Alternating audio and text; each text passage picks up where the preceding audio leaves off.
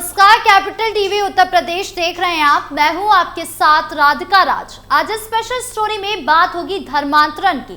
धर्मांतरण का मामला लगातार देश में बढ़ता ही जा रहा है, जिसको लेकर अब राजस्थान सरकार ने भी एक्शन लिया है। तो क्या है वो एक्शन, साथ ही बताएंगे धर्मांतरण से जुड़े हैरान कर देने वाले मामले।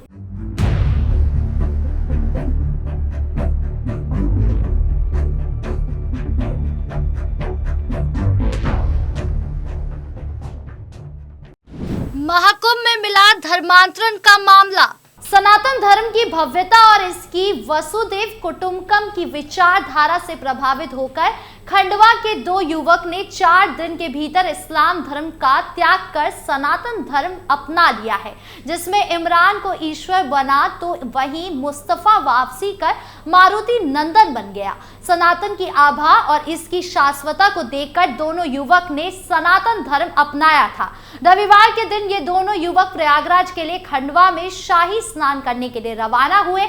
दोनों युवकों को विदाई देने के लिए बड़ी संख्या में हिंदू संगठन के लोग खंडवा रेलवे स्टेशन पहुंचे, जहां इन दोनों को प्रयागराज के लिए रवाना किया गया। प्रयागराज रवाना होने से पहले इन दोनों युवकों ने कहा कि अब वो जब तक जिंदा रहेंगे तब तक सनातन के ध्वज को चारों दिशाओं में फहराते रहेंगे। देश भर के सभी संत 3 फरवरी को बसंत पंचमी के दिन प्रयागराज महाकुंभ में शाही स्नान करें। शाही स्नान करने वालों का आंकड़ा करोड़ों में दिखा। इन करोड़ों लोगों के बीच 2 ऐसे युवक शाही स्नान करें जो इस्लाम में रहते हुए भी उनकी आस्था सनातन के प्रति थी। प्रयागराज महाकुंभ में 144 साल बाद आए इस पल को वो गंवाना नहीं चाह रहे थे और इस महाकुंभ में शाही स्नान करने के लिए अपना धर्म ही परिवर्तन करवा लिया। इमरान ने विधि विधान से सनातन धर्म अपनाकर अपना नाम ईश्वर रख दिया।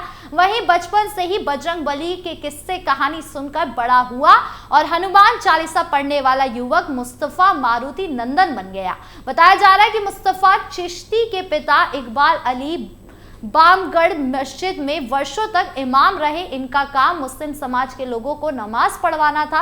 पिता इस्लाम धर्म को मजबूत करने में लगे थे। वहीं मुस्तफा चिश्ती बजरंगबली के किस्से कहानियों में लगा हुआ रहता था। इसकी वजह से मुस्तफा जिस गांव का रहने वाला था, उस गांव में राम दरबार की एक प्राचीन मंदिर जो 500 साल से भी ज्यादा समय की पुरानी स्थापित की गई थी, उस मंदिर के प्रति मुस्तफा की आस्था काफी गहरी थी। इस आस्था से उसे सनातन की ओर आने को मजबूर कर दिया।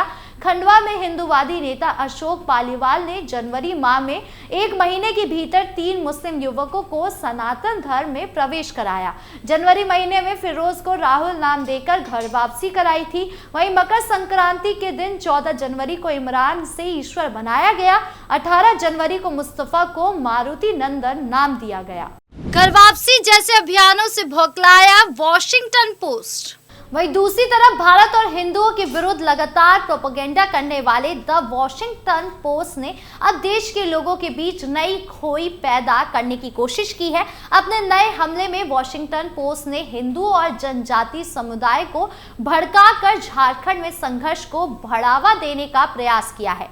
वॉशिंगटन पोस्ट ने शनिवार यानी 1 फरवरी को इसी से संबंधित एक लेख प्रकाशित किया। वॉशिंगटन पोस्ट ने आरोप जड़ दिया कि हिंदू संगठन झारखंड के जनजातीय समुदाय को सनातन धर्म में धर्मांतरित करना चाहते हैं। इसके लिए प्रचार अभियान भी चला रहे हैं। वॉशिंगटन पोस्ट ने आरोप जड़ा है कि राष्ट्रीय स्वयंसेवक संघ यानी RSS और अन्य हिंदू संगठन जनजाति समुदाय को ये विश्वास दिला रहे हैं कि वो भी वृहत्तर हिंदू धर्म का हिस्सा है।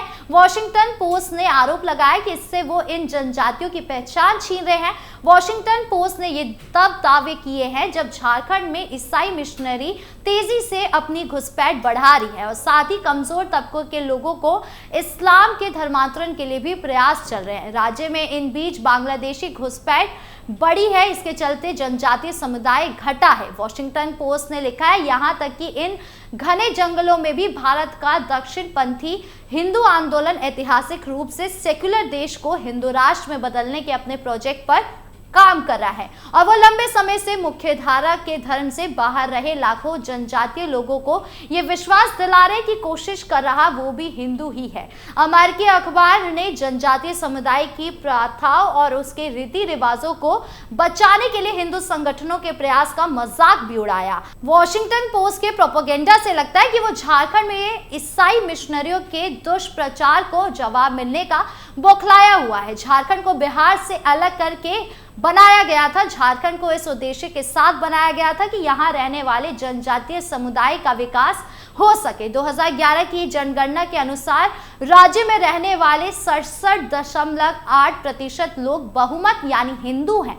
वो वॉशिंगटन पोस्ट के दावों के उलट यहाँ काम करने वाले हिंदू संगठन किसी को हिंदू बनाने नहीं आए हैं, क्योंकि ये राज्य पहले से ही हिंदू बहुल है, बल्कि हिंदू संगठन यहाँ उन मिशनरियों को रोकने और धर्मांतरण के नेक्सस को तोड़ने की काम कर रहे हैं। हिंदू संगठन लगातार राज्य में उन संगठनों के खिलाफ भी अभियान चला रहे हैं जो गरीब जनजातीय जनता को किसी प्रकार का लालच देकर धर्मांतरित करते हैं। बहला फुसला कर ले जाए गए लोगों को वापस रास्ते पर लाने का काम भी हिंदू संगठन कर रहे हैं। वॉशिंगटन पोस्ट ने अपने लेख में झारखंड में जनजातीय समुदाय के विकास के लिए काम करने वाली संस्थाओं वनवासी कल्याण आश्रम और विकास भाटी को भी निशाना बनाया है और इस पर झूठ फैलाने की कोशिश की है। वॉशिंगटन पोस्ट ने आरोप लगाया कि विकास भारत संगठन जनजातीय समुदाय को प्रकृत पूजा हिंदू और ईसाई में बांट रहा है। वॉशिंगटन पोस्ट ने विकास भारत द्वारा शिवरात्रि पर आयोजित किए गए एक कार्यक्रम को भी निशाना बनाया। इस कार्यक्रम में स्थानीय जनजातीय समुदाय को भी शामिल किया गया था। वॉशिंगटन पोस्ट ने दावा किया कि यह कार्यक्रम प्रकृति पूजकों को हिंदू धर्म में लाने का एक प्रयास था। वॉशिंगटन पोस्ट ने झारखंड में जनजातीय समुदाय के कल्याण के लिए काम करने वाले वनवासी कल्याण आश्रम को भी निशाना बनाया और दावा किया कि यह धर्मांतरण के लिए काम करता है। वॉशिंगटन पोस्ट ने कहा कि वनवासी कल्याण आश्रम कथित तौर पर हिंदू धर्म से अलग रहे जनजातीय समुदाय को हिंदू बना रहे। वॉशिंगटन पोस्ट ने हिंदू और प्राकृतिक पूजों के बीच अधिक और खाई पैदा करने के लिए सरना कोड का मुद्दा उठाया और इसे आरएसएस के लिए नया विवाद और चुनौती बताया। वॉशिंगटन पोस्ट ने दावा किया कि छत्तीसगढ़ के जशपुर और विष्णुपुर में हिंदू संगठन के लिए काम करने वाले जनजातीय लोग भी अलग धार्मिक पहचान सरना कोड की वकालत कर रहे हैं। वॉशिंगटन पोस्ट ने वनवासी कल्याण आश्रम के साथ काम करने वाली एक प्रकृति पूजक जनजातीय नर्स का उदाहरण दिया। वॉशिंगटन पोस्ट के साथ बातचीत में कथित तौर पर नर्स ने आरोप लगाया कि उसे खुद को हिंदू बताने पर मजबूर किया जा रहा है, जबकि वो सरना धर्म मानती है।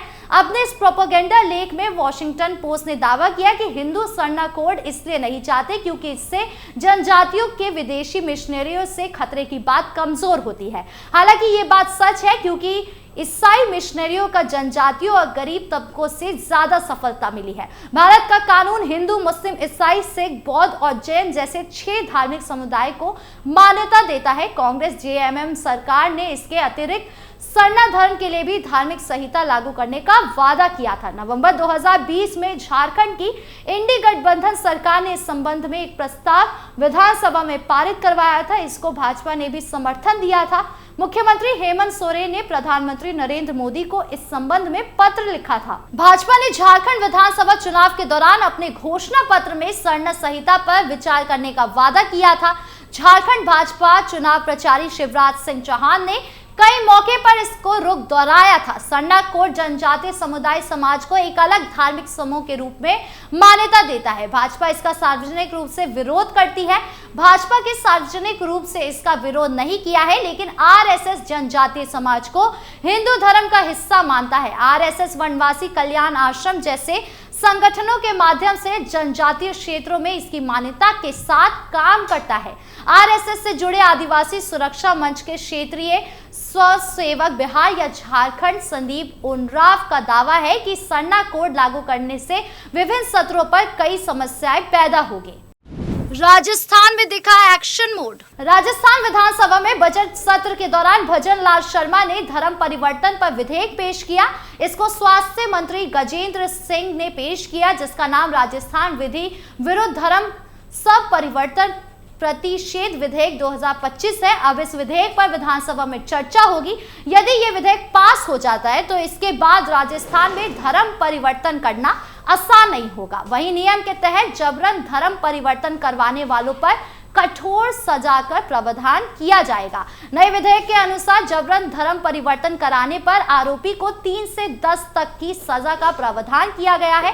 इस दौरान मर्जी से धर्म परिवर्तन करने वालों को 60 दिन पहले जिला कलेक्टर को इसकी सूचना देनी होगी। ये नियम झारखंड, कर्नाटक और गुजरात से पहले से लागू हो चुका है। इसके अलावा लव जिहाद करने वाले व्यक्ति के विवाह को पारिवारिक न्यायालय निरस्त कर सकता है। साथ ही ये गैर जमानती अपराध माना जाएगा। अब देखना होगा कि धर्मांतरण को लेकर अन्य राज्य कब एक्शन लेते हैं और क्या एक्शन लेते हैं। आपको क्या लगता है कमेंट बॉक्स में जरूर बताएं। वीडियो अच्छी लगी हो तो लाइक शेयर करें और चैनल को सब्सक्राइब करना ना भूलें। नमस्कार।